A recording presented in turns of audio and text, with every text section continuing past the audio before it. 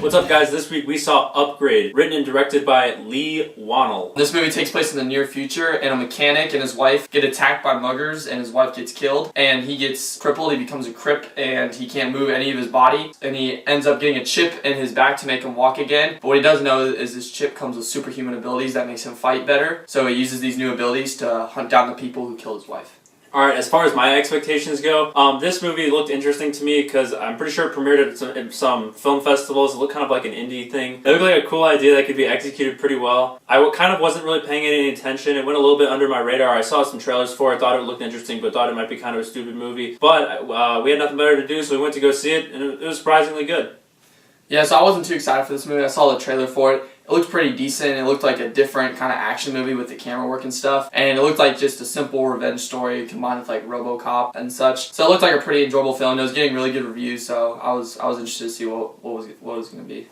Alright, so like I said, I wasn't really super interested in this movie, but it did seem like a good time, and I went into it with the mindset that it could really be either way, but I'm really pleased to say that it was a really enjoyable film, very well executed, pretty well written, the acting was what it needed to be, the special effects were awesome, the whole environment that the story creates is incredible. Yeah, I thought it was a good movie. It was kind of like a cheap budget, kind of high budget, like meet in the middle kind of, like it was very grounded, but it was also like a really cool futuristic film that I had a lot of fun with, and I thought it was good. I thought it was well made, and overall it had a good story, and it had a really cool twist at the end that I enjoyed. And through and through, it was a fun ride.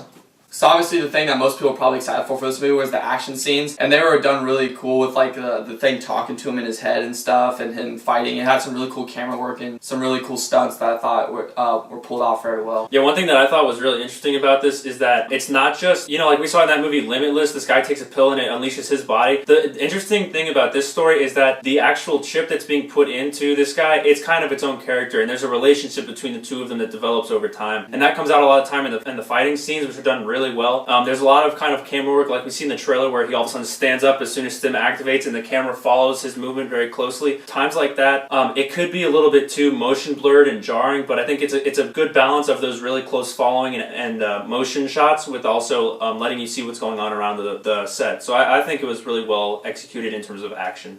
So in this movie, the main character, his wife dies and he becomes a cripple, he becomes in a wheelchair, and he can't move his body anymore except talk. And I thought that was really good. You really feel his pain, you really feel where he's come from. The movie devotes a lot of time to build up his character on how sad he feels, because right off the bat, they develop a relationship between him and his wife. And then his wife gets killed. In the movie, I think it doesn't just go straight to the action where they put the chip in his neck and he starts fighting. The movie does more with the main character played by Logan Marshall Green, which, by the way, did a really good job. He was really good in this movie. And so, like I said, there's a lot of good development between him and how he is dealing with the loss of his wife and how sad he feels about this and how the chip can bring him back to his normal self.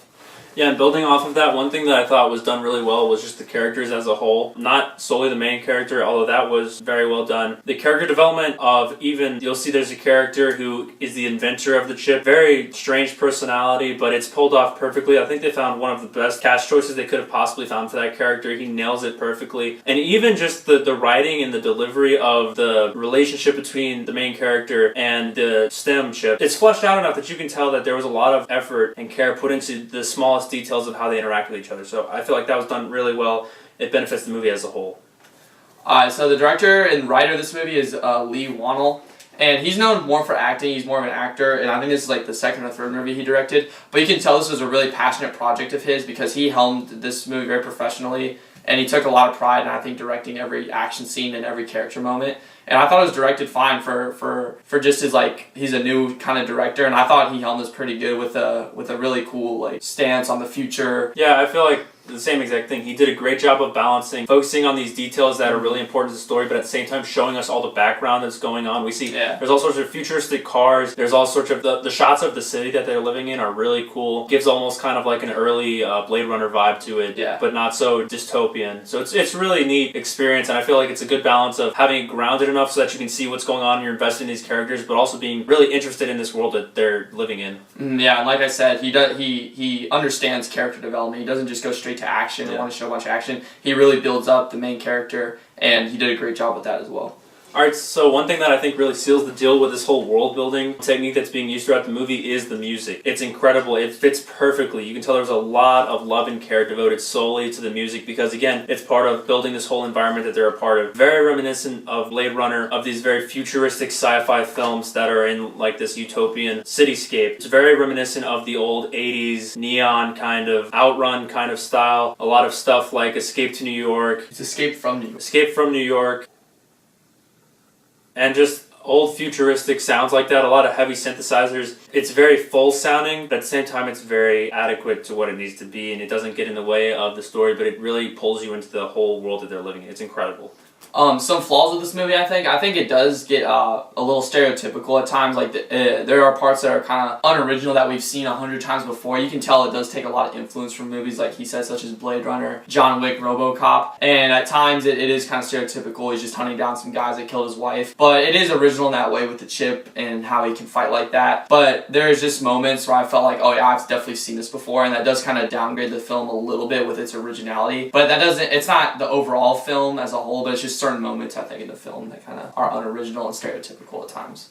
Alright, so let's get to the ratings. I'm going to give this movie a 7 out of 10, and the reasons for doing that is that I feel like the character development was pretty good, the world building was fantastic, the sound design, the graphic design was incredible, the directing was taken care of the way it needed to be, but it had its own style in there, which is a really good thing to do nowadays, to really have a defining characteristic in the style of filmmaking that the director's trying to achieve. The artwork was fitting perfectly. I feel like as a movie, this was a solid movie. It wasn't an incredible movie that's going to change cinema or anything like that, but it was a very solid movie with a couple of boosts in the sense that it's got this very organic, even though it's technologically advanced, it's got a very organic and real feel to it. So again, I'm going to give it a 7 out of 10.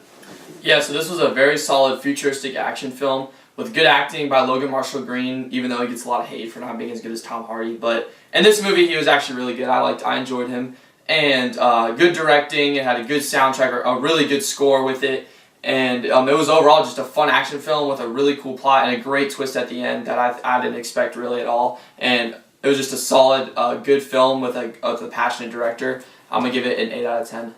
Alright, so that's going to give us a combined score of 7.5 out of 10 for Upgrade. As for ways to watch this movie, we think it's definitely worth watching in a theater with the full experience that you get there, but it's not really necessary to buy it on DVD or need to own it in any way. Yeah, it's definitely worth a watch. If you're a big collector of movies, I would think it is worth a buy as well if you really enjoy it. But if you're not too big of a collector, but you like to just see movies in theater, it's definitely worth the admission, I think, to go see it. Did you guys see it? What did you think? Comment below. We thought it was a very good movie. Let us know what you thought about it as a whole. Are you going to see it? You're not interested in it? Let us know what you think. Don't forget to like and subscribe. We'll see you guys next time.